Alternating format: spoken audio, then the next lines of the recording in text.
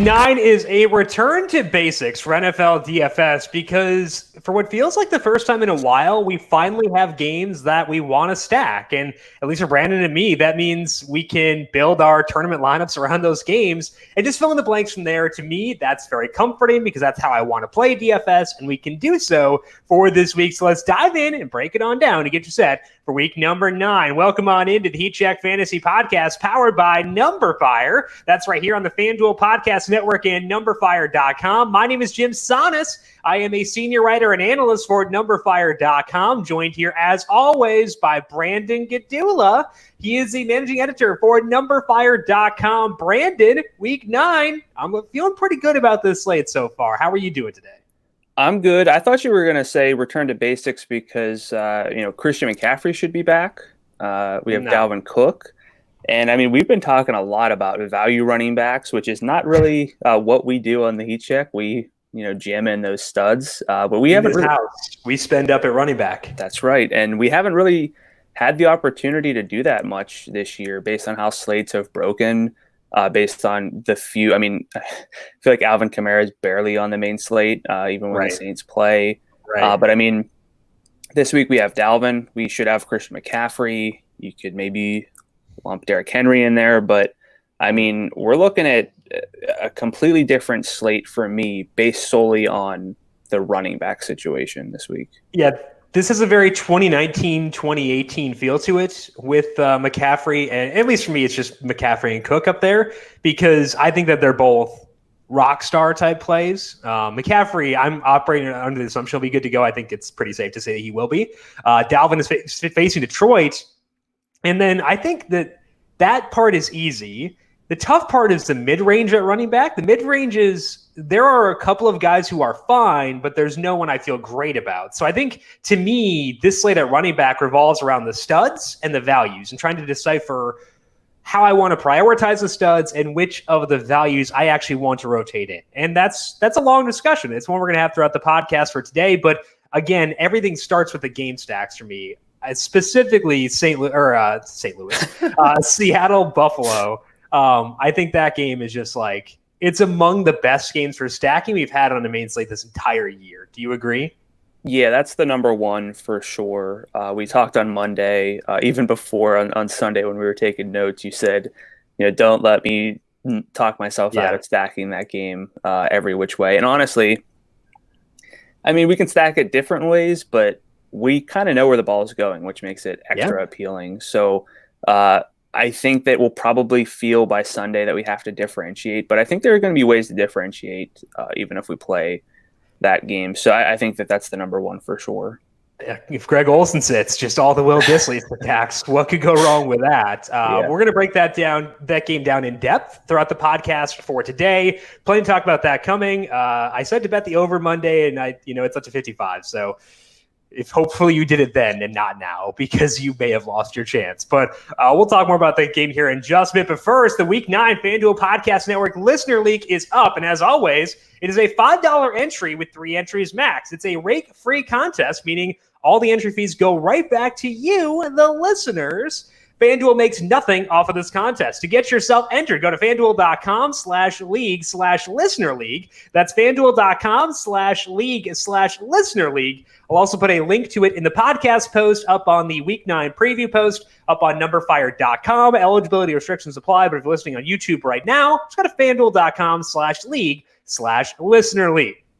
So I think the main questions for this slate for me, it revolves around game stacks, and then do we jam in both Dalvin and McCaffrey, or do we get to just one of them? And I think right now, I might have to settle for just one because the guys I want to stack in Buffalo, Seattle are so high salaried. Now, maybe I can scramble elsewhere for other receiver slots at tight end. There's some decent value defenses too, but it's hard to get all the studs in I want, which makes an investigation of the value running backs more important. What are the big questions for you on this slate, Brandon? Yeah, I think how you handle running back is really interesting. You mentioned the value at running back, which I assume you probably mean in the 6,000 range, not really the 7,000 range. I think I mean 5/6. Okay, so depending on how injuries break. So I can see that, but I also don't want to overlook. I mean, you mentioned this is kind of like a throwback to, years ago, but I mean, we have the volume from Josh Jacobs. He had 31 carries last week. We have James Robinson, who is up to 7,300. I think, and just to sort of foreground this, we have James Conner at 8,200. It seems like a lot of people like James Conner, even at the salary. Jim and I are not quite there. Just, I don't want to speak for you, but based on, I have a whole trend on why I'm not there. I just didn't want to speak for you yet in case you had changed your mind. But I think that Jacobs and Robinson are probably going to be a little overlooked because we have the studs, and then if you play one of the studs, you're going to want to go down to the value. So I think running back is interesting from that like mid-range. I think that could go overlooked this week. But then, as a result of spending up at running back, presuming that you do, I think there's a clear divide right now in the NFL with quarterbacks, and the guys who have real ceilings, like super high-end ceilings, they're priced up, as they should be. But you can't really just play, as we saw with Jimmy Garoppolo last week. That's anecdotal, but it's hard for some of these guys to get access to the ceilings. I think that's something we've been doing all year, though. We've been spending for those guys. But now it's harder whenever we're allocating 9,500 or 9,300 or instead of 66 or whatever for running backs. Yeah. So it comes down to you have to view everything holistically, and that makes it harder for me because I didn't view as much of a divide at quarterback as I do this year. So I agree. I think there are more guys who run. I think that's the big thing. Yeah, there's that. So I think that yes, we love spending up at running back, and we have that opportunity this week, but it is a little bit different, primarily because of how I view quarterback at this point in 2020. Yeah, I think that's very fair. And again, I think it pushes us to really dig into the value at wide receiver, the value at tight end, the value at defense, because if we can just, I think, spend as little there as possible, it can allow you to get the good receivers in the games you want to stack, get to those quarterbacks who have a path to a ceiling. Because like you said, like if you're not using guys with a path to 30 FanDuel points at quarterback, you've got a lot of ground to make up. And I think that's tough. So that's a key for me, is finding that upside. And I think there are enough guys in the slate who can do that. Regarding the mid-range running backs, I agree with you that Robinson and Jacobs are good plays, but I think they're kind of the only guys in that range who I feel great about. So it's more limited resources there, limited availability of choices. Whereas I think in the value range, there are guys I can filter through. So I think that for me, it will be focusing on the top end and the value plays, while acknowledging that I want to get Jacobs and Robinson because I think they're both really good plays. So let's talk about some injuries on this slate. Not an injury, but Matthew Stafford is on the Lions reserve / COVID list. He was in close contact with someone who tested positive. That means he could still play if he tests negative the entire week. And we'll talk more about this offense without Kenny Golladay in the bookmaker section. Right now, I'd assume Stafford plays, though. Calvin Ridley missed practice Wednesday due to a foot injury that he suffered last week. Doesn't necessarily mean he will miss this game, but it's not necessarily a great start for him. We'll talk about Atlanta in the bookmaker section. On the positive end of the spectrum, Christian McCaffrey is expected back this week against the Chiefs. He did practice last week and then was in pads on Wednesday this week. So let's talk about McCaffrey. How are you feeling on him at $9,500? Love him. I mean, it's honestly it feels like a discount. It's so. I know the matchup's not fantastic, and I know that they'll have negative game script, but it feels like forever ago at this point. But McCaffrey, I think, has averaged like 24.9 FanDuel points in his game and a half, just because he's so involved. 4.5 targets per game. This is why we spend up for Christian McCaffrey, because there's really no circumstance where he is off the field, so long as he's healthy. And I think the main concern with McCaffrey's return was Mike Davis was playing so well that McCaffrey won't quite be Christian McCaffrey playing 95 to 100% of the snaps. But with how Mike Davis has sort of fared, I think that is it's less likely that it's going to be anything close to a timeshare. So I think McCaffrey is just an amazing play. I think that's the key there is what you mentioned, Mike Davis, because like you said, things tailed off. If you look at the rushing net expected points per carry for them, it's a gap of 0.25, a quarter of an expected point per carry. That's heavily influenced by fumbles. So that's worth noting, but also the success rate gap is 5 percentage points in favor of McCaffrey. So like he's objectively better. I think the other reason I feel really good about McCaffrey is that he practiced last week. He didn't play, but he practiced last week, and that was for a Thursday game. So he's had effectively 2 weeks of practice. So I feel really good about him jumping back into 80% snap rate, which is downgraded from where he was before. But with the kinds of touches he gets, I'll take 80%. So I would say from a prioritization perspective, he's below Dalvin Cook. But I would say all things considered, McCaffrey is the number 2 running back on this slate. Considering salary, considering context, do you agree with that? Yeah, I would probably at this point lean Cook just because, look, I think that Mike Davis won't have that big of a role, but that's not to say that Mike Davis will play 10% of snaps. He might play 30. Right. We don't know. Right. So that is a little bit scary, but that's really the only concern for McCaffrey. Yeah. We mentioned James Robinson before. It's worth mentioning that he will not have his starting quarterback, Gardner Minshew, because Minshew is out with an injury. So Jake Luton is going to start. Don't think we're talking about the Jaguars elsewhere in this. So, Brandon, I guess we are talking about the Texans. But how do you feel about this Jags offense under Jake Luton? Don't change a whole lot, honestly. I had some notes on Luton. Look, I mean, we're not Gardner. Bump him up. Bump him up. Yeah, I mean, we're not the biggest Minshew fans necessarily. Luton had 28 touchdowns, 3 interceptions last year at Oregon State, and he's noted for his arm strength. Houston is 28th in success rate allowed to quarterbacks. I'm not saying I'm playing Jake Luton, no, but I don't think it says it's a clear downgrade necessarily. And Minshew gets kind of knocked for not throwing the ball downfield. He doesn't throw it a lot, but he is efficient. But we might get more downfield attempts for Luton, which kind of makes DJ Chark interesting to me. I think he's 6,400. He has a 13.4 yard ADOT. He's averaging 2.3 downfield targets per game. There might be a little bit of a drop in efficiency, but there might be an extra downfield target or two. Well, I think that what it does is it makes Chark I think that. Sure, it's probably going to be a downgrade from Minshew to Luton if we're being realistic, because not many 6th-round picks pan out. But Luton was number 1 in quarterback rating on deep balls, according to Pro Football Focus in the nation last year, so that's good. They've been talking about his arm strength, in beat reports, and I think that's not a smokescreen. I think he actually does have arm strength. So I think what it does, like you said, I'm not going to use Luton, but it does allow me to feel better about A, stacking the Texans and thinking the Jaguars keep pace, B, running it back with guys like James Robinson and DJ Chark when I do decide to stack the Texans, which I will, because I think the Texans are in an awesome spot here. So I think it's a good thing that I project him to at least be kind of competent, because that means I can use other pieces in that game. So that's beneficial there.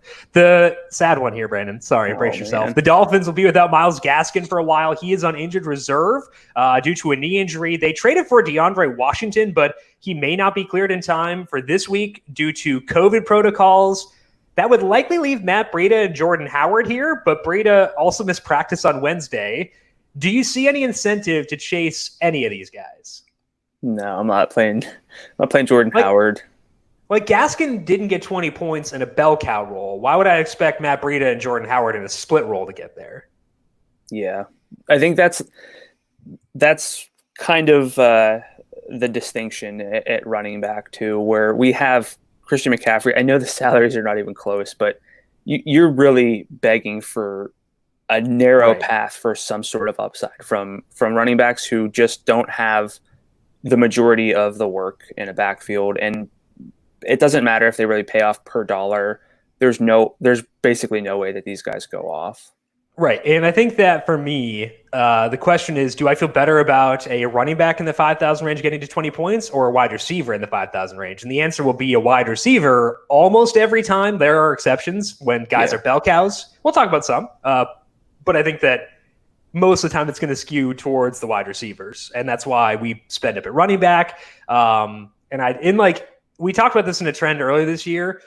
Even value running backs in perfect lineups need 20 points. So if you don't have a path 20 points, I can't use you. And I think neither Howard nor Breida have that. Mark Ingram remained out of practice on Wednesday due to his ankle injury. You got to look at the Ravens without him last week. So would you go at either J.K. Dobbins or Gus Edwards if Ingram sits again here? I mean, if we're playing a 20-point game, I don't think so. I mean, Dobbins had 12.6 without a touchdown last week. He ran 15 times for 113 yards. You could make the case. I do think that Dobbins is just interesting from an efficiency standpoint, but I would have really limited exposure and only in tournaments. I think that what I said before was rotational guys of value, and I think that Dobbins would be in that rotation. Because there are a couple of guys down here who have decent roles. I would say his role is not as good, but he did play 66% of the snaps. He has an easier path to passing game work.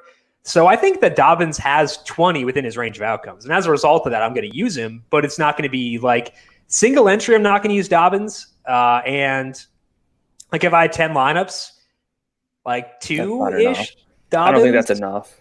Okay. So I'm a little bit higher on him than you are, but I'm not astronomically high. The thing with spending down at really any position, but especially running back, is you're banking on a touchdown basically from at least the running back and that yardage. I mean, he ran 15 times, sure, but 113 yards. So like the efficiency has to be there, but by spending down so much, you're banking on the fact that you hit on all of the I feel studs. good about hitting on the $7,000 receivers this week though. But like if you're playing two lineups, you have to hit the right lineup with those guys. And Dobbins isn't going to be the one to bail you out if one of your receivers gets 8 points. Right. That's something you have to think about when you're building lineups.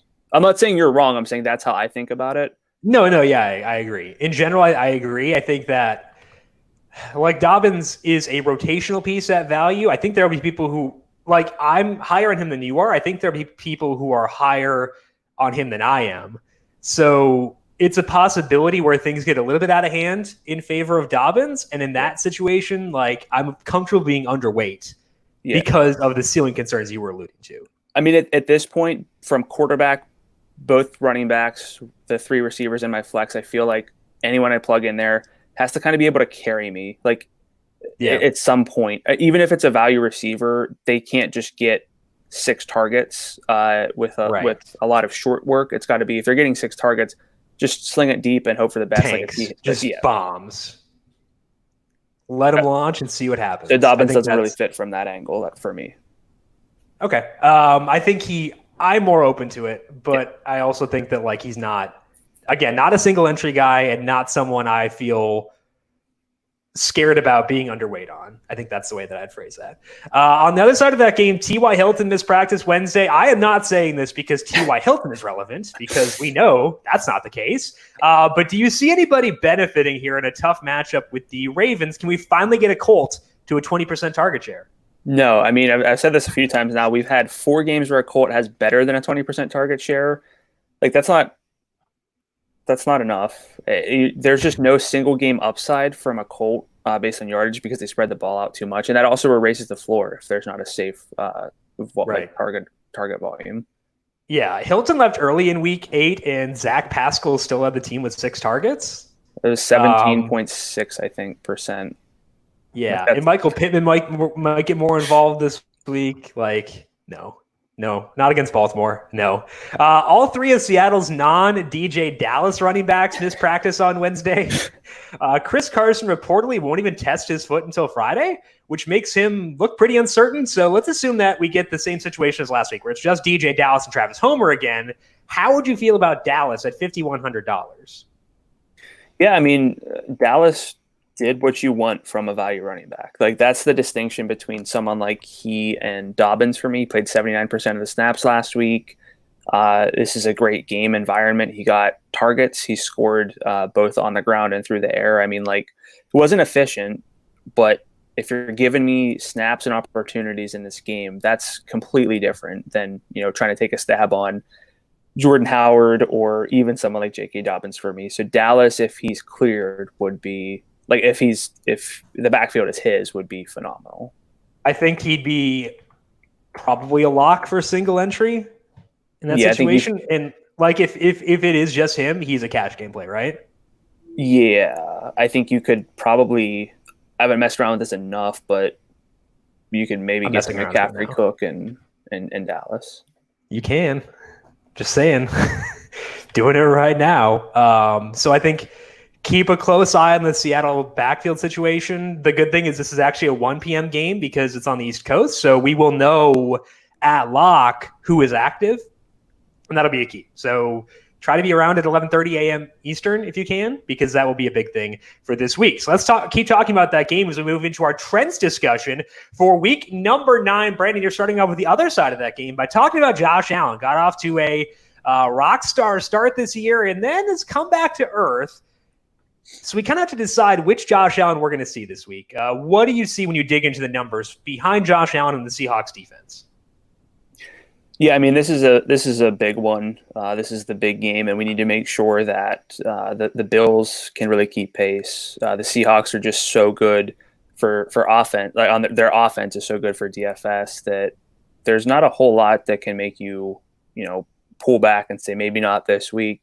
I guess they are traveling to the East Coast. That's one potential problem. But I mean, if you look at the other side of this game, the Bills definitely can hang in a DFS sense. I'm not saying that they'll win or the offense will outperform Seattle's offense or anything like that, but Josh Allen is kind of the catalyst for it all. He started the season with 4 games with more than 25 FanDuel points, but over the past 4, he has not gotten to 18.5. The reason for that is that he put up big games against the Jets, Dolphins, Rams, and Raiders, but 2 of those are top 8 adjusted pass defense based on numberFire's metrics. 2 are bottom 10. That same split, 2 tough defenses, 2 bottom 10 defenses apply for his 4 most recent games, and the efficiency is just very, very different. He's now gone 2 straight games with no passing touchdowns after getting at least 2 in 6 games prior. And through 4 games, so that early season split, Josh Allen was at 0.48 passing net expected points per dropback, which is about 3 times the NFL average. It was the best in the NFL. Since then, he's at 0.08 passing net expected points per dropback, which is about half of the league average. It's not particularly worrisome, though. It's not like he's negative. It's not like he's way off the pace, anything like that. And in that split, he's at an 8.8 yard average depth of target. His downfield attempt rate, the percentage of his passes traveling at least 16 yards downfield is 17%. It's about league average. In the first 4 games, those marks were 7.7 yards downfield on average, 16%. So there's a little bit of an uptick in what he's doing in the downfield attempt game. It's virtually the same, but that can lead to more volatility. And he started the season very, very efficient on his downfield attempts. So kind of what that says is that he's slinging it a little bit deeper. He had been really efficient on those early season deep attempts. There's going to be volatility in that. And Seattle is 27th in adjusted pass defense. So that helps a lot. In those 4 games against bottom half pass defenses, Josh Allen's at 0.28 passing net expected points per dropback.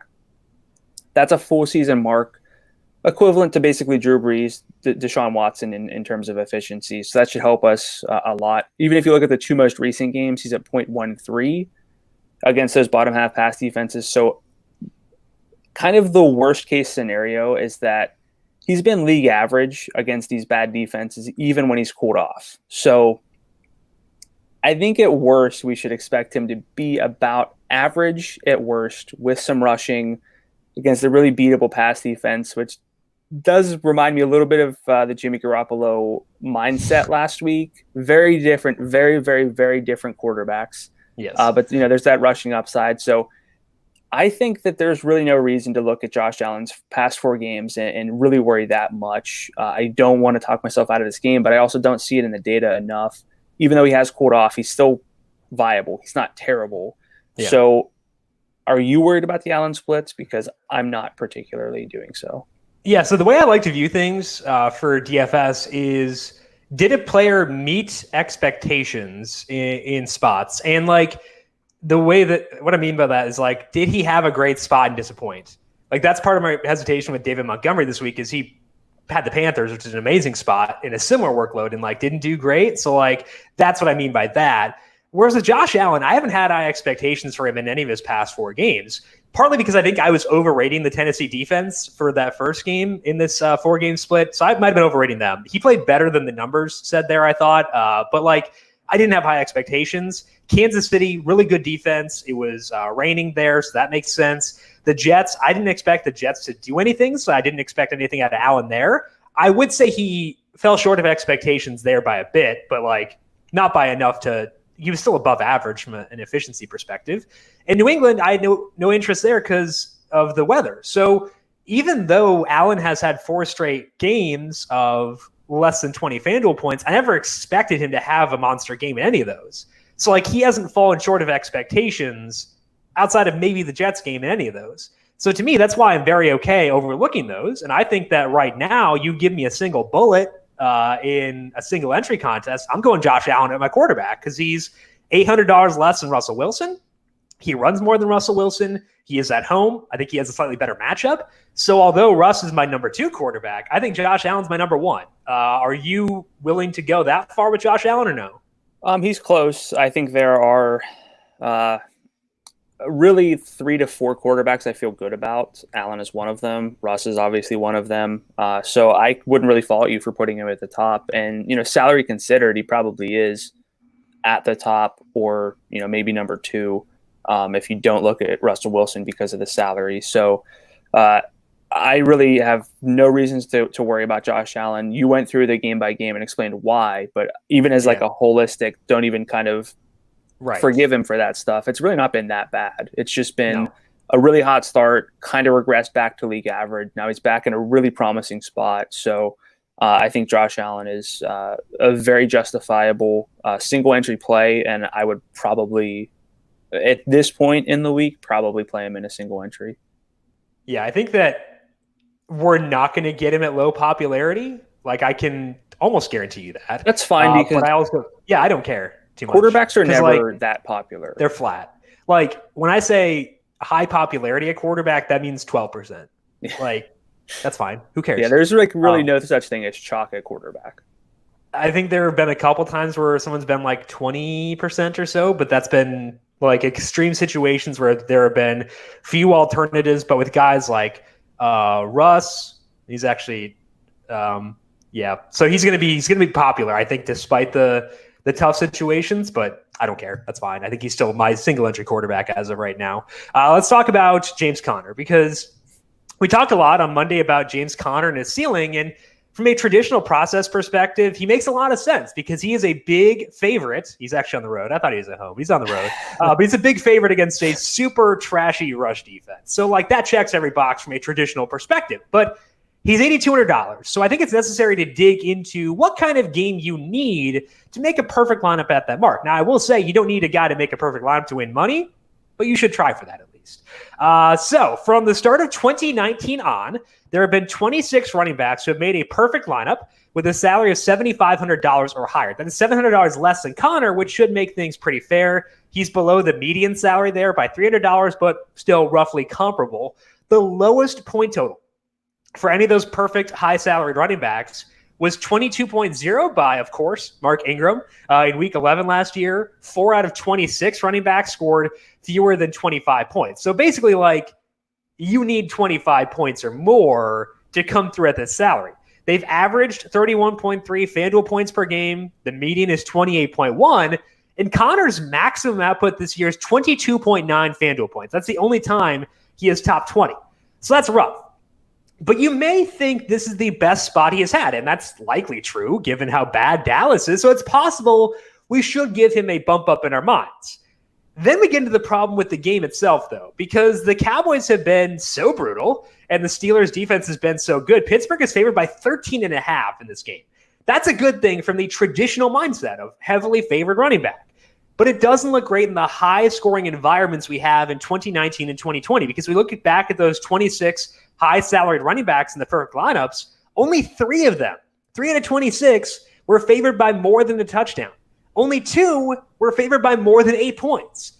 Instead, 19 of 26 were in games with a spread of 5 points or less. 19 out of 26. That's compared to, I think, about half of the games last year that had a spread of 5 or less points. targets are very important for running backs on FanDuel. And if one team is just blasting the other, they're not going to get those targets late in the game. So that hurts the ceiling, makes it tougher for them to crack a perfect lineup. So I think you need to ask yourself some questions about Connor if you want to use it. Do you think the Cowboys keep the game close and cover? I don't.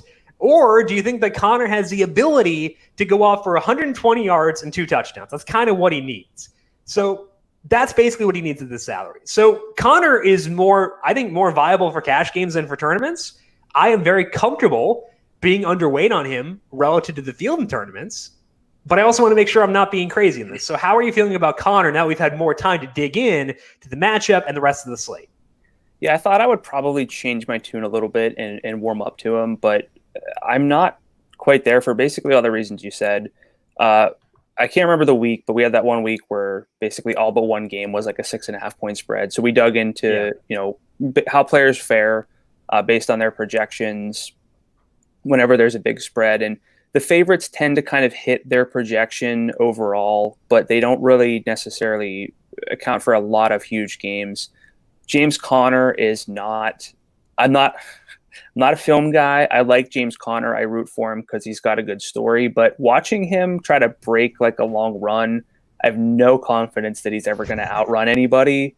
I think you kind of need that for a running back, even in a spot like this where you can rush for a 40, 60-yard touchdown, something like that. I don't really see that in Connor's profile. I don't even feel super confident in like the goal line work. So yes, can James Conner feel confident in it? Can James Conner go for 120 yards, 2 touchdowns? Yes. Is it as likely as his popularity number will probably be? I don't think so. I will say, looking at RotoGrinders popularity projections, they have him lower than I expected. Okay. Potentially because Chase Edmonds, it looks like more likely that Kenyon Drake's going to sit, so like that would benefit Chase Edmonds. You got Dalvin, you got McCaffrey. So, like, maybe he won't be as popular as expected, but still doesn't make him a good play. Like a good exactly. Like good. He's like the popularity aspect is secondary. It's more so about the ceiling to me. Yes, I think he's very viable for cash games if you can't necessarily get to Dalvin and or Christian McCaffrey. Right. I still think that his salary is too high for what he kind of is and the limitations he has. So I'm going to be very underweight on tournaments, and I don't foresee many paths where like James Conner's not going to put up a Dalvin Cook game. Like that's just not realistic. No. And he's only 1,100 less than Cook. Right. Like it's very easy to make up that gap. Just pay down somewhere else. It's way worth it. So I don't know. I think I'm going to stick with it where like it is nerve-wracking to fade a running back in a situation as good as his, but I just don't know. Like the Derrick Henry question, what are the odds he burns me? I think with James Conner, those odds are very low. So I'm okay. Yeah, I'm okay being lower. Let's move now to a game featuring 2 future Hall of Famers at quarterback, Matt Ryan and Drew Lock, out in Atlanta. The total has gone up in this game. It was 47.5, and the spread is also tightened, which means there are 2 factors pushing the implied total up for the Broncos. People have faith in Drew Lock. That makes me very nervous because I like Drew Lock when no one else likes Drew Lock. It seems like people are kind of getting into him. So talking about this Denver Broncos offense in a great matchup with Atlanta. Yeah, I mean, I'm usually out on the Broncos just based on their market shares. So, when you put them in, you inject their offense into a game situation like this. I mean, you have to take a look. You have to figure things out. You can't always write off teams where you just don't have a good feel. And because you're the Drew Lock guy between us, I thought maybe you'd have some deeper reads on this offense. But I just don't know the first thing to do with this offense because Drew Lock has not been particularly good. He's at negative 0.18 passing net expected points per dropback on the full season, which is about the same level as Jeff Driscoll, Joe Flacco. I'm not saying that Drew Lock is as good as those guys. I'm just saying it's been a rough start for Drew Lock. But the silver lining there is he's thrown downfield on 25% of his attempts. That's 8 percentage points higher than the NFL average. His average depth of target is 9.5 yards downfield. That's 1.7 yards above the NFL average. The Falcons have the worst adjusted pass defense in football based on numberFire's metrics, and that is definitely not nothing, especially when someone is just willing to throw the ball downfield. In 4 games with relevant snaps, he's played 3 top 12 pass defenses, and in his only game against the weaker pass defense, he still wasn't very good against the Titans in the opener. But in his 4 full games, he has at least 6 downfield attempts per game. He averages in each game, I should say. He averages 8 per game. There's a lot of variance in that, especially against the pass defense as bad as the Falcons. Individually, he's somewhat interesting at 7,200, but again, it's more of can Drew Lock really at his ceiling compared to some of the stud quarterbacks? I don't really think so. I think the salary is not really low enough to kind of even justify that gap. I will definitely have Drew Lock lineups in like a 150 entry tournament, but anything lower than that, I'm going to be looking more toward the studs. I think the bigger question here is like what to do with this offense as the skill position players go. We have 3 games where Locke has played and Noah Fant has been active. In that 3-game sample, Noah Fant, Jerry Jeudy are tied for the team lead with 19% of the targets. That's not enough. I criticize the Colts for data like that, but over the past 2 games with Fant back, the target share is up to 20% for Fant. That's 8 targets per game, 2.5 downfield targets per game, which is pretty rare for a tight end. Jeudy himself is at 17%, which is 7 targets per game, 2.5 downfield targets per game, and a 15.7 yard average target depth, 110 air yards per game. That's pretty enticing against this defense. So, I mean, the market shares themselves aren't great. That's something that will definitely keep my exposure in check. But, Fant is a really appealing tight end play. Jeudy has a ton of air yards, ton of deep shots. I actually pulled just yardage and air yardage and compared it to touchdowns, and Judy's one of the biggest positive regression candidates to score. So that's appealing to me for Jeudy this week. If Tim Patrick comes back, that's going to throw a wrinkle into things. He had a limited practice on Wednesday, according to the Broncos website. So that'll kind of hurt the target shares a little bit, but probably raise the floor for Drew Lock, raise the ceiling for Drew Lock. So it's a really good environment, but like, can we feel good about the Broncos, or is this one of those games where they're just going to share the ball? Drew Lock's going to be just okay. What's your read here? I think I can feel good about some of the Broncos. I feel good about Fant. I think Fant is one of the best tight ends in the slate because we don't find guys with a yardage floor that often, and he has that. Mm-hmm. And he hasn't shown a yardage ceiling outside of week 1, but I think he has a path to a yardage ceiling, and that's impactful. So I think that Fant is among the best tight end plays. I've been hesitant with Jeudy because I know the air yards are there, but I've felt weird about his yardage. He's topped out at 73. He did get that 73 last week, though, against a Chargers team that has good cornerback play. So I don't think Jeudy is a priority because his salary is too high. I think 57 is objectively too high for him. But, I'm going to stack this game at times, and I think that Jeudy deserves to be in that discussion. Tim Patrick, if he gets in the full practice by Friday, I'll toss in a couple Tim Patrick. I think Tim Patrick's awesome. He had 100 yards in 2 straight games before he got hurt. So I would rank them Fant 1, Jeudy 2, Patrick 3. I am open to all 3, but I think that Fant is the only priority for me. I would not advise Drew Lock lineups. However, I will have FOMO Drew Lock lineups. He was very kind to me in college from an ROI perspective. So I still have lingering positive feelings as a result of that. He can run a little bit. So FOMO lineups, I don't recommend him though, because do as I say, not as I do. I think that's where I'm at there. But I think that Fant's the only priority. Jeudy and Patrick are in play for game stacks and at least mildly interesting. Is that kind of where you're at too? Yeah, I mean, this game has a 3.5-point spread, so it's close. The total is 50 points. We know how bad the Falcons' pass defense is. Those are the kind of spots where, maybe after the week, if Fant or Jeudy goes off, it's yeah, that was obvious. So I want to make sure that I'm doing a better job of digging into those and not just looking at the most obvious spots. But, even with, I can't touch the backfield. Right. But even with this, they feel a little too much like the Colts with a lot more, I think, upside in how they use their top two skill position players.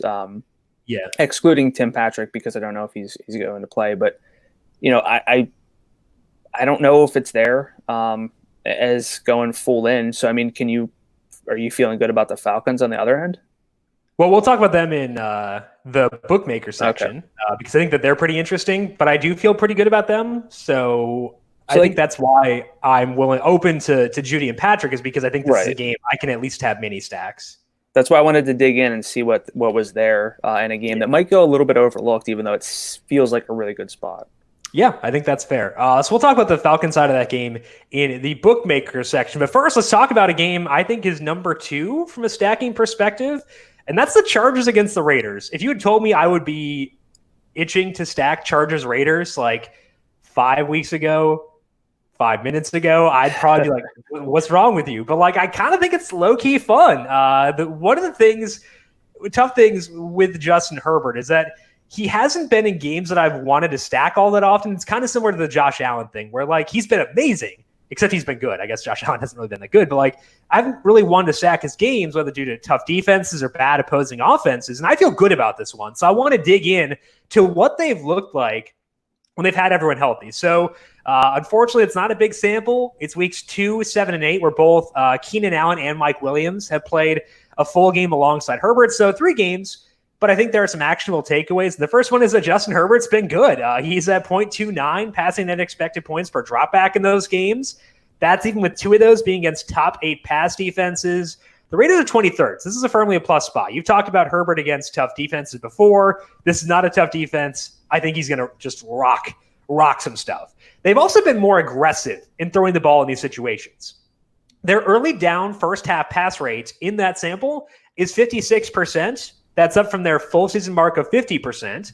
League average is about 55% there. So that's a plus. And that's enough to put me on Justin Herbert himself at $7,900. I think he is like 4th or so among quarterbacks in the slate, which is enough for me. So I'm going to have Justin Herbert this week.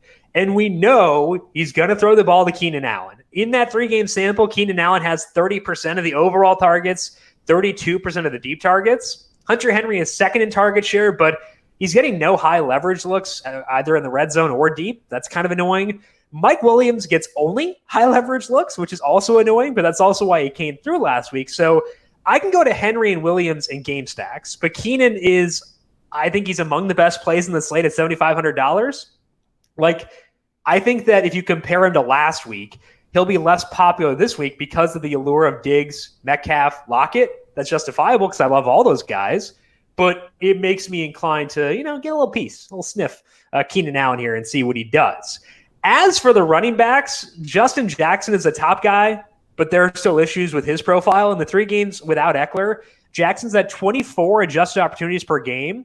He's at 27 twice in that span. The problem is that Joshua Kelly has a lone carry inside the 5 in that time. It's only been 1. Jackson does not have a single carry inside the 20 the entire season. That's an issue. So the odds that Justin Jackson gets you 10 points are high. His odds to get you 20 points aren't that great. He could break a long touchdown because he's good and the Raiders are bad. But that's basically a necessity for him to hit. So you kind of have to ask, what are the odds he scores a long touchdown? Then base your exposure on that. So to me, this one centers around Herbert and Allen. And then Williams and Henry are in play for game stacks. And I might have some Jackson, but like I'd rank it below David Montgomery. Among the value backs, I rank it below DJ Dallas. In line with Dobbins. I might be a little bit higher on Jackson than Dobbins. But how are you seeing the Chargers in this game? Yeah, I mean, you said Herbert was maybe your QB4. Yeah. I'm then as high, if not higher, on him. Okay. Accounting for the salary.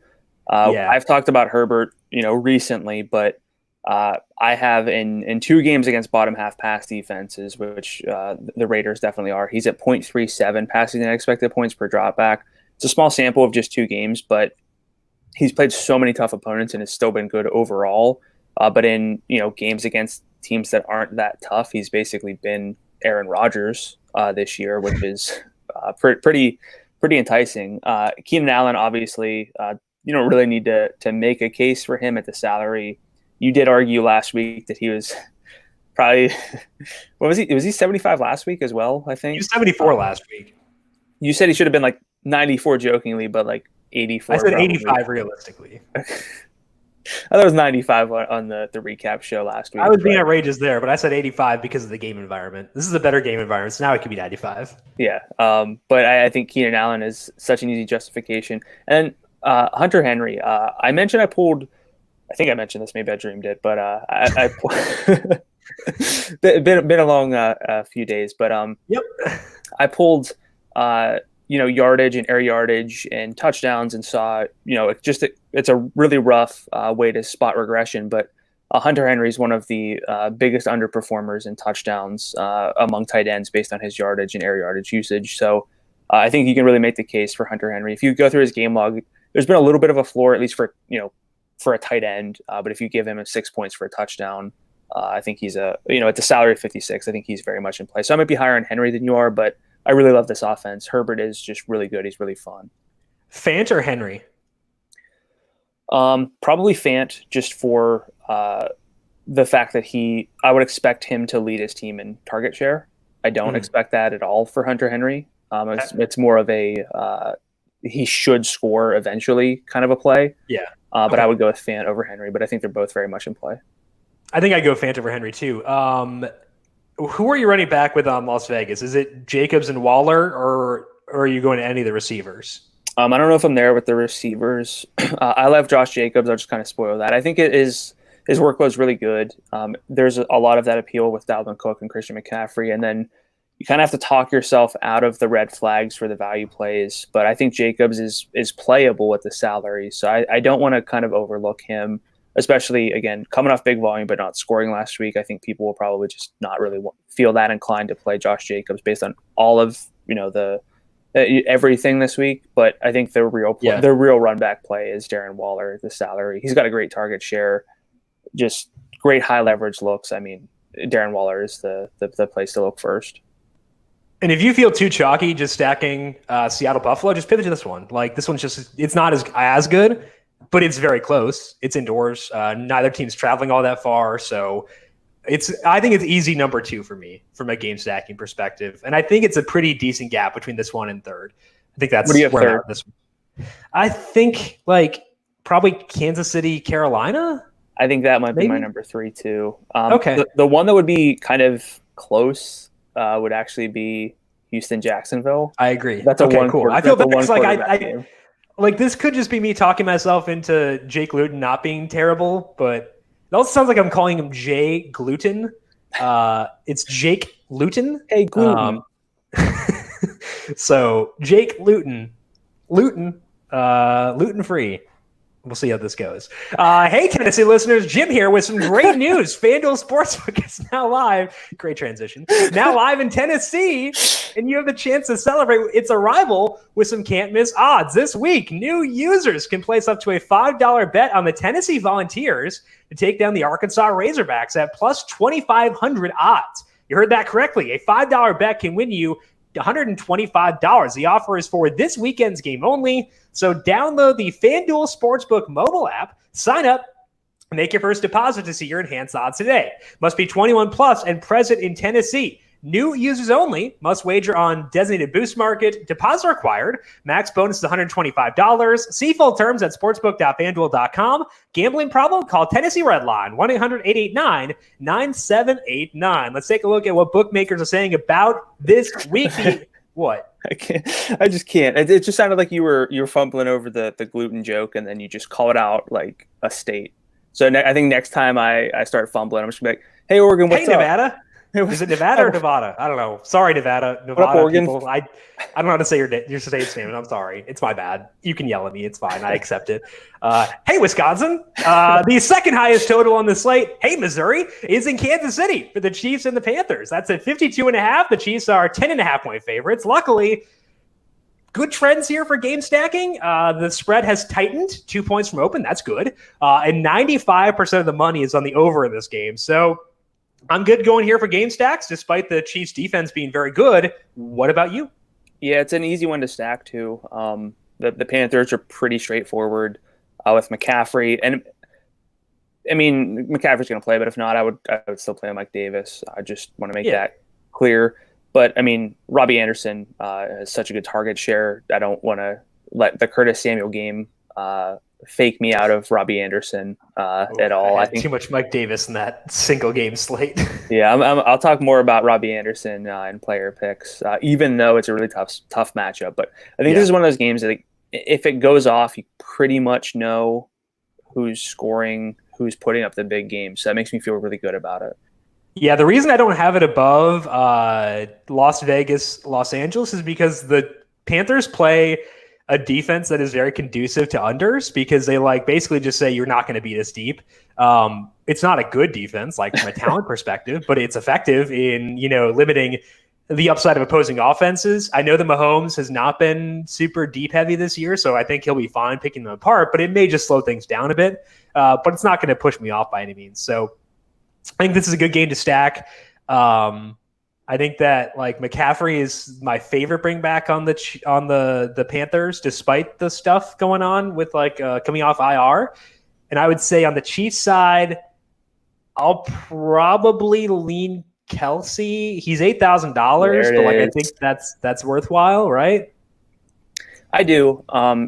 We did this, I think, 2 weeks ago. We had a long argument, but I think Kelsey. That was a different situation. Yeah. But I think Kelsey, if you just say that he's a receiver and then you basically say that whatever, go in the 55 to 6,000 range where you'd normally pay for a tight end and kind of make that with your receiver, consider that your tight end. I think it's a fine trade-off. I think that there's enough of a target share, 24% in since week 5 without Sammy Watkins. We know he gets high leverage looks. And I mean, if the Panthers do not let you beat him deep, I mean, right, should lead to targets for Kelsey. So I would go with Kelsey, but I think this is probably a game where you can play a really full stack, like Mahomes, McCaffrey, Kelsey, Robbie Anderson. I know you need value elsewhere, but I think that that's really enticing. No pushback from me there. I also just realized that I said Jim here. I know it tells me to say that, but people probably know who I am listening to this podcast. My name is Jim. You've been listening to us for the past 52 minutes. In case you're curious. I'm Brandon. What's up, Oregon? Hey, Brandon. What's going on? Minnesota. Another high total game with a tighter spread is between the Vikings and the Lions. 4-point spread here, a total of 52. The spread has lengthened from an open of 30 or 3.5, not 35. Ooh. But it looks like it should hold steady at 4 unless we get bad news on Matthew Stafford. The total has come down 1.5 points. Is this a game that you want to stack, or is it more just individual pieces with Kenny Golladay being out? I think it really comes down to Stafford, whether it's a game stack or not. I kind of need Stafford to feel good with the game stack because we know what the Vikings want to do, and that's just hand the ball off to Dalvin Cook as much as they can.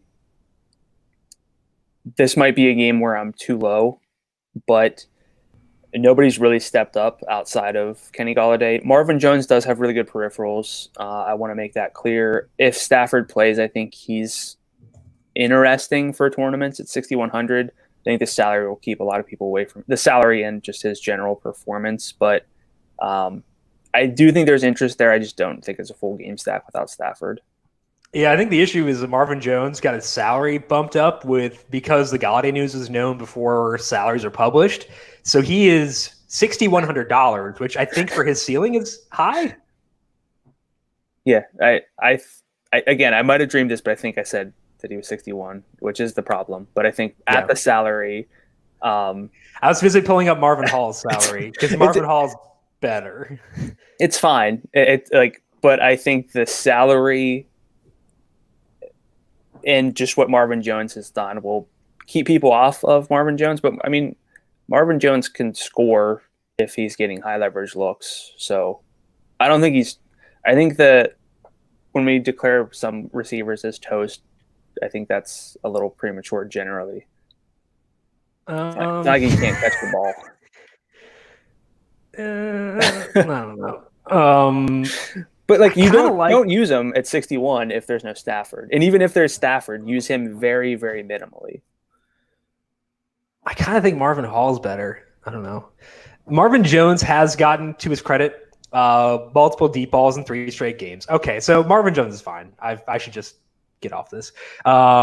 He's fine. I think I prefer Hawkinson, though, as the biggest benefactor of Galladay being out. He had 10 targets last week.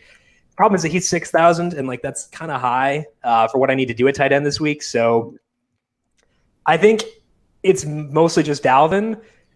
The other thing is I don't feel as good about the Lions offense keeping pace with no Galladay, and that lowers me on guys like Adam Thielen and Justin Jefferson. I think that like they're going to go overlooked because of their salaries. Thielen is $7,700 right between all the Seahawks receivers.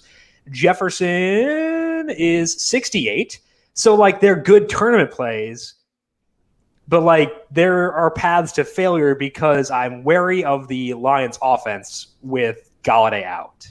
So that's my concern. Yeah, I will say I did a lot of research this offseason trying to predict big games for receivers. It is a very foolish errand, but what I learned is that there's really no one stat. It's not matchup based. It's not projected volume based because things happen. It's just a matter of whether you catch and convert on your targets, are really efficient in a game. We know that Thielen and Jefferson can do that. So like you said, I think don't forget about them in tournament stacks if you're playing a lot of lineups, especially with everyone on Dalvin. I just checked out the Roto-Grinders projected popularity on Justin Jefferson, and maybe I need to be higher on him because no one's on him apparently. If that holds, I would actively try to get overweight on him because like there's a path to a ceiling in there. So yes. Keep an eye on the projected popularity for Justin Jefferson, even though I have some concerns about this game. Both those guys have insane paths to upside. So keep that in mind. The team with the third highest implied total in the slate is the Texans at 28.5. They are 7-point favorites over the Jags. The total at 50, this is a game where the Jags will start Jake Luton, again, quarterback upgrade. So there is risk the offense will completely collapse. But where do you see the Texans and Jags coming into this one? Yeah, it's one of my favorite games. I think we're both ranking it probably fourth as far as our game stacks go. I'll talk about Deshaun Watson on player picks, but he's very, very good against weak defenses this year. We know where he's going to throw the ball to Brandon Cooks and Will Fuller. And I think you can just run it back with DJ Chark, James Robinson. It's it's kind of an easy one to stack. And if this stack doesn't hit, it's probably not that good of a game. I mean, if this game goes off and those players are not involved, which is definitely a possibility, but there's nobody else really that you can even justify, I think. On a full slate in DFS, you can't really justify like Keelan Cole or... No. Will Fuller is $7,100 and Brandon Cooks is $6,100. I think both those guys are very much in play. So I think I'm going to settle in with this one being fourth. I can't put it much higher because, again, Jake Luton could be terrible. I just need to stop saying Jake. Luton could be terrible. But, like, I think that I'm comfortable enough with it. And, like you said, we know where the ball's going, and that's super valuable. So even if it isn't like a complete shootout, they could still pay off because they should get good volume. So I'll put it fourth and feel pretty good about it. Robinson over Chark for me, and then Fuller obviously over Cooks, but that's not being, super bold. We talked about the Broncos earlier, but we should talk about the Falcons on the other side of that game. This is another game with good trends for stacking. Denver opened as a 4-point underdog, but that's now 3.5 with 57% of the money still on Denver. The total has risen to 50 from 47.5. And 96% of the money is on the over here. So we talked about the Broncos side, but do you see enough here to go at the Falcons as well with Calvin Ridley kind of in flux right now? It's tough with Ridley because we've looked at splits for Matt Ryan in games where Julio's played, but those are also games where primarily Calvin Ridley's played until last week.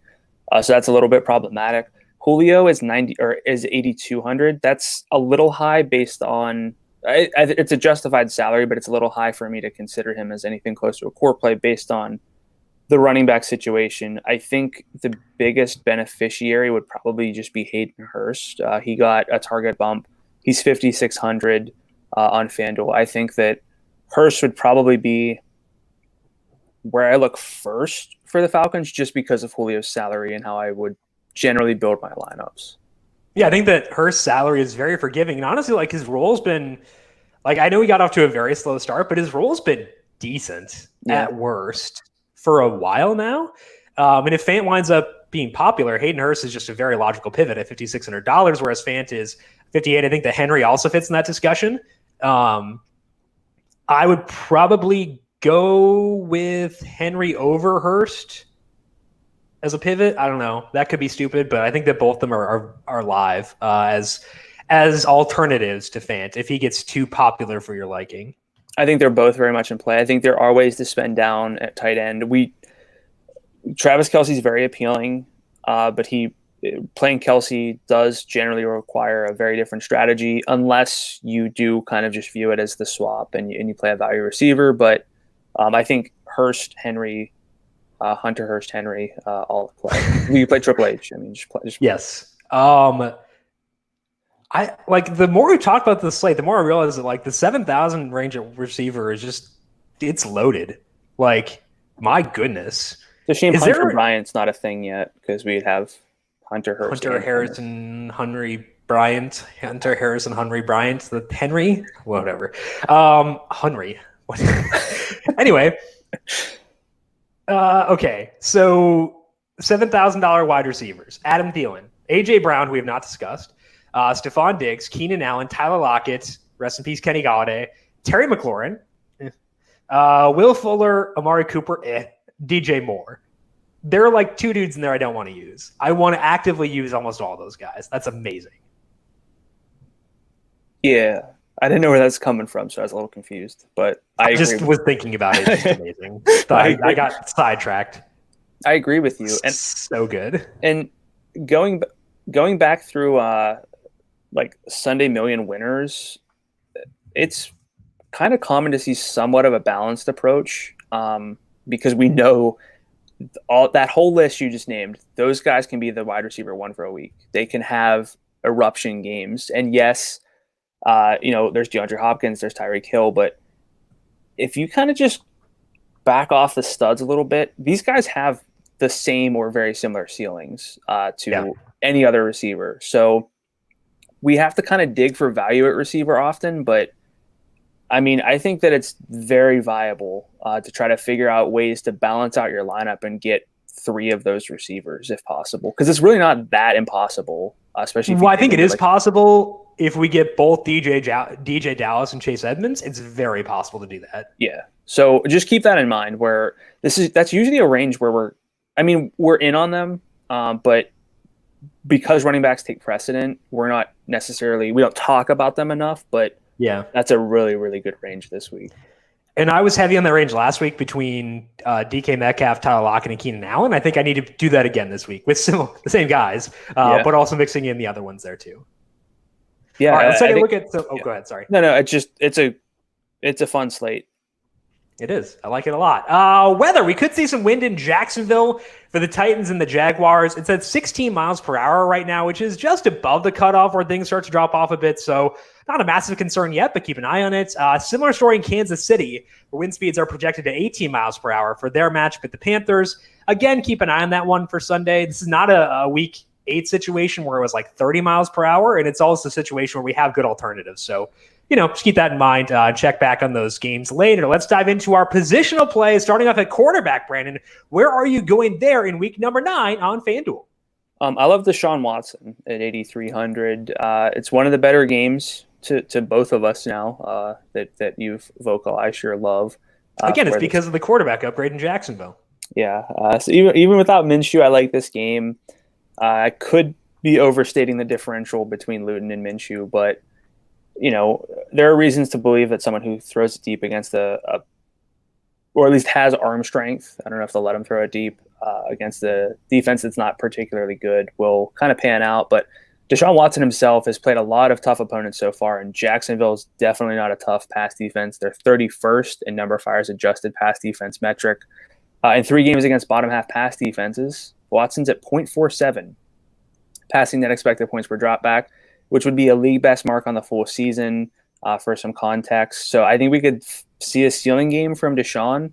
Hopefully it's not like 7-3 entering half, which I feel like happens too frequently for the Texans. But as long as there's no blowout, I see a path to efficiency. My second love, I don't think we've said his name yet on the whole podcast, but that's Lamar Jackson. He's 8,100. the game is one we barely talked about. We talked about the Ravens running backs, but the game doesn't look that appealing. I get that. The Colts are a good defense. They have the red number 1 on FanDuel for opponent difficulty for quarterbacks.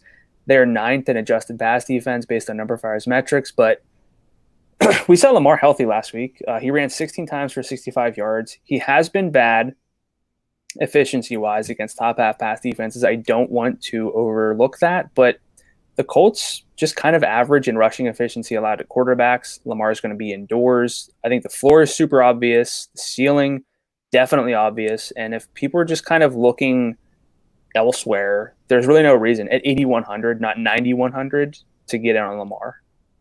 And I think that this is a very similar spot to what he had last week, except he doesn't have his left tackle, Ronnie Stanley. That's the reason I'm not as high on Lamar this week as I was last week. But like, it's similar where you expect the opposing team to keep pace. That's a good thing for Lamar. So I think that Lamar probably better than we build him so far. So I think that was a good call by you to mention him there. My first love at quarterback is Josh Allen. I think that, to me, Josh and Russ are 1A and 1B on this slate, and I'm fine putting Josh Allen in the 1A for that situation. The helper is Allen's rushing. He's averaging 7.3 rush attempts per game.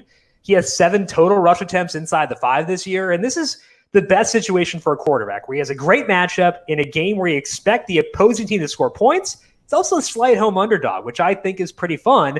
So I'm not going to overthink it. Josh Allen, I think, is the number 1 quarterback for this week. I also love Justin Herbert because Herbert checks a lot of the same boxes at quarterback. He is at home, slight favorite, bad defense. He also runs a bit, 4.7 rush attempts per game. He actually had 66 yards in one of those. It's also not a bad salary at $7,900, and I think the Raiders will score points against a very good Chargers defense. So I think that it's Allen, Russ, and then Herbert or Watson would be number 3 for me. Probably should go with Watson, but it'll go back and forth for me. I think they're both right there, though.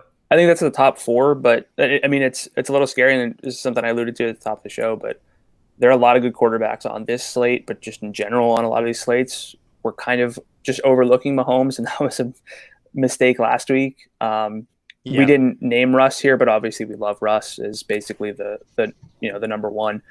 Kyler Murray's a name we didn't really talk about at 86. He's been about average, and the Dolphins have like the best adjusted pass defense in football right now. They're really good.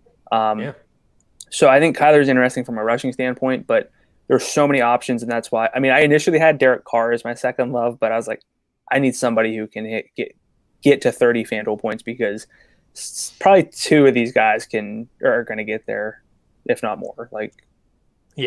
There's a lot of good Kyler and Lamar, I think, are kind of similar, where like they could very easily pay off just because they're rushing. So like their work plays objectively. Yeah, I agree. But they're not bad plays. Agree. Let's move to running back. What do you have there? I'm going to go with Christian McCaffrey. It's a little scary because we don't fully know what will happen with him and Mike Davis, but I really don't see any reason to think that McCaffrey will be just a committee back. That's really, I think, unrealistic. He's played 1.5 games. He's averaged 24.9 FanDuel points per game, 20.5 rush attempts, 4.5 targets.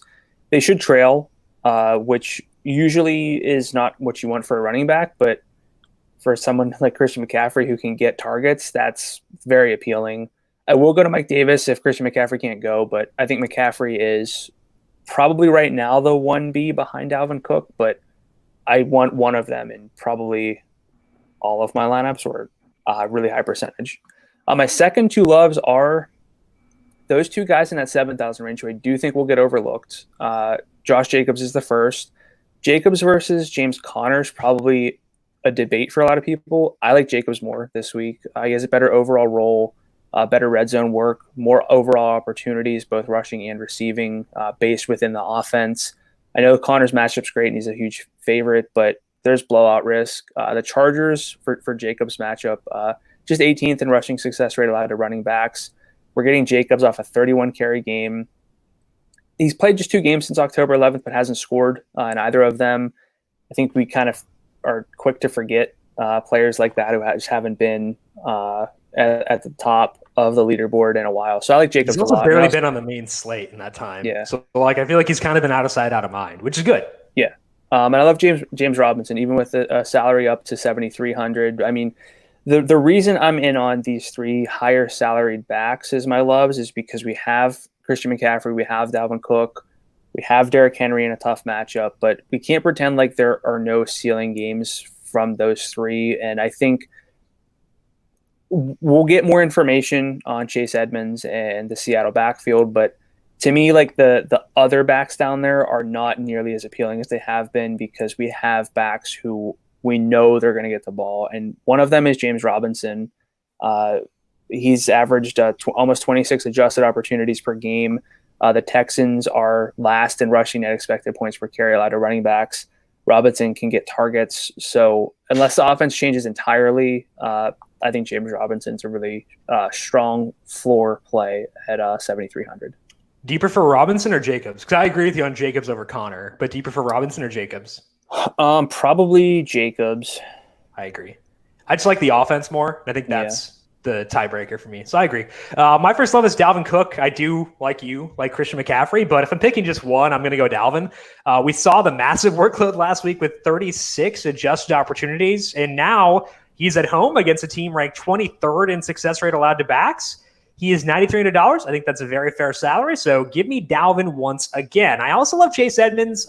My next two loves at running back are dependent on injury news, but based on what we've got right now, I think Edmonds should play above Kenyon Drake. Drake missed practice Wednesday, so it looks like he should miss. And that means that Edmonds would be a tremendous play at $6,700 because he has the thing that we want most in lower salary backs, which is targets. He actually has 14% of the Cardinals' targets for the full season, despite limited snaps. That's disgusting. He's $6,700, so he's not like free, but I still think he's the first guy you lock in for cash games and single entry if we get no Drake. Like Dalvin's probably second, but Edmonds is a rock star. I think he's great. My third love is DJ Dallas. This is under the assumption that Dallas gets the backfield to himself again, and thankfully this is an early kick game. So again, we will know the answer to that an hour and a half before lock. Dallas had a great role last week with 79% of the snaps, 18 carries and 5 targets. He didn't do a ton with it from an efficiency perspective, but this Bills rush defense is terrible. So I think that DJ Dallas, like if we get situations to break this way, my single entry running backs will be Dalvin Cook, Chase Edmonds, DJ Dallas. I'll figure out the rest from there. Where would you sit on Edmonds and Dallas? I guess we talked about Dallas. Where would you sit on Edmonds if Drake can't go? He'd be really close because of the receiving. I think that's kind of the real differentiator between a lot of the other mid-range backs. If you give him carries and the targets, that's a workload that's definitely worth the $6,700 salary. So I could definitely see Cook, Dallas, Chase Edmonds as my three running backs in like a single entry or my like cash game. But I still got to kind of see how things go because I don't want to be stupid and go with Chase Edmonds instead of like Christian McCaffrey, even though the salaries are very different. I want to make sure that I'm not just overlooking Christian McCaffrey because we haven't seen him in a while. I think that the allure of the 7,000 range at running back makes me a lot more willing to go Edmonds for that second slot. So I think that's where I'm at right now. Speaking of those $7,000 wide receivers, who are your loves at that position, Brandon? Wait, you meant the allure of the $7,000 receivers? Yes. Not running backs? Okay. Did I say running backs? Yeah, I was confused by it. Oh, my bad. I got you. I meant the receivers. Yeah, I mean, Keenan's just underappreciated, should be higher salaried than he is. But in games with Justin Herbert, he has Keenan Allen should have a single game salary on a full slate, like 13.5. Cool, let's go. I'm glad Keenan's finally getting the love, but at least from us. I don't know. Yeah. In games with Justin Herbert under center, he has 29% of the team's targets. In games with Herbert and Mike Williams, I have him at 30%, which is 11.3 per game, 2.7 downfield targets per game. I'm not huge on receiver matchups. I think it can be a little bit misleading at times, but LaMarcus Joyner in this slot has rated out terribly according to Pro Football Focus, so I think that only helps with projected volume in a game that we both like. My second love is going to be Robbie Anderson at 6,600. Last week, Curtis Samuel in an island game was a huge problem for Anderson and DJ Moore, but he really hasn't been problematic for the whole season. In 7 games where Samuel's played, Anderson has 28% of the targets, which is 9.1 per game. He has 2.1 downfield targets per game, 38% of the team's air yards. The Chiefs are the best receiver defense based on target success rate allowed to wide receivers, but the pass rates for each team are pretty high. Volume should be there. We like this game. Possibly Christian McCaffrey's return takes away some attention from Robbie Anderson. It'll take away some targets probably as well, but Anderson also has not scored since week 1. There should be big regression coming his way. He has the largest discrepancy between yardage and touchdowns among receivers. So eventually he's got to score. And if you give him that workload and a touchdown, that's a pretty big day. My third love, I'm going to go with Jerry Jeudy at 57. You think that salary's too high. I can see that, but I like the game a lot. I want upside for my players, and Jeudy should have that in a game against the Falcons. His ADOT is 13.8. He averages 1.9 downfield targets per game on the season. With Locke and Fant, those numbers are 14.5 yards downfield for his average target depth, 2.3 downfield targets per game. So I think that's a plus. And I mentioned Anderson as a touchdown regression candidate. Judy's roughly 2 touchdowns shy of where he should be based on his yardage and air yardage. So I think that anytime you can find like a buy low situation in a spot where there should be some touchdowns, that's appealing to me. And I guess overall this means that I don't love a lot of low salaried wide receivers this week. Well, I will say that, although I view Jeudy as being oversalaried, I think he's still a worthwhile play, right? Just because I think he has a path to a good game. So yeah, I agree. I think that he's worthy this week. My first love is Tyler Lockett this week. I'm going to go Lockett over Metcalf because we've decided that we can go to Lockett when Metcalf has a tough matchup, and he does this week against Tre'Davious White. And Metcalf should be the more popular option after his big outing last week. I'm still going to use DK Metcalf, obviously, but I'm going to have more Lockett, I think, as of right now. Lockett has 26% of the overall targets, 28% of the deep targets, and 20% of the red zone targets. I do love Stephon Diggs at $7,600, and I will happily use Metcalf too. Also, Keenan Allen, just anyone in this range is great. But I think if I had to rank them in this game, I go Diggs 1, Lockett 2, Metcalf 3. We'll see how that goes. My second love is John Brown. Speaking of that game, we haven't really mentioned him. He did miss practice Wednesday. I should note that, but I think he should be fine. He hasn't done much recently, but the snap count was back up last week. Given that he gets this exposure to the best game on the slate for $5,500, I think that's enough for me. If we look at John Brown, before his knee injury, omitting a game where he hurt something else because he's constantly hurt, in weeks 1, 2, and 4, Brown had 19% of the overall targets, 24% of the deep targets, and 18% of the red zone targets. In this game environment, that's enough for game stacks, at least, where I'll have John Brown. He helps offset the salaries of Metcalf and Lockett, so I like John Brown a pretty good amount. My third love is Anthony Miller. We haven't talked about him or this game basically yet, but Miller got a small role change last week. His snap rate was 76%, which was its first time above 70%. He ran around on 85% of the team's pass plays, according to Pro Football Focus. Led to 11 targets. He's only $5,100 in a spot where they'll have to throw. Miller has had no deep targets in the most recent games, but he doesn't have 10 overall this year, and he got a lot early in the season. So I think that Anthony Miller 51, if you need help jamming in McCaffrey, Cook, or any of the 7,000 receivers, I think Miller is viable there. Brandon, are you okay with Miller and John Brown? Yeah, but it's more of an okay and less of a, I just think back to when we had T. Higgins, and it's I want to prioritize T. Higgins. I don't view any receivers in the 5,000 range as priorities. I agree. Really, even in the low 6,000s. So I don't know. As much as I want to play the stud running backs, both of them, I probably need to balance it out more and decide. So receivers just not. The receiver at the high end is really appealing. Receiver at the low end, not quite so much. Also, if you want to party, Marvin Hall is 46. Moving to tight end, what do you like there? I'm going to go with Hayden Hurst. I talked about him already. 5,600. I think he'll benefit if Calvin Ridley's out. I don't know. They said he'll return shortly, but he's I don't know. Day to day. So what does that mean? I don't know, but even if Ridley plays, I think Hurst is viable, but especially if Ridley's out. Hurst had 7 targets on Thursday of last week, which is 23%. Ran 94% of the team's routes. He usually does run a high number of routes, though, especially for a tight end. So that helps me get there in a game that's pretty appealing. Broncos are 19th in target success rate allowed to tight ends. My second love is Mike Gesicki, but I would consider Hunter Henry maybe over Gesicki. I think Gesicki, though, is probably forgotten about after, just last week. But he's 5,300. He has a 12.1 yard average target depth. The next highest ADOT from a DFS relevant tight end is 10.7 from Mark Andrews. ADOT doesn't fully matter, and it might be a little bit different with Tua at quarterback, but, there's yardage upside from Mike Gesicki. There's usually not yardage upside from most tight ends. So I think for the salary, it's appealing. And the 2-target game from Tua last week is not something that I will think is very predictive because the pass volume was so low.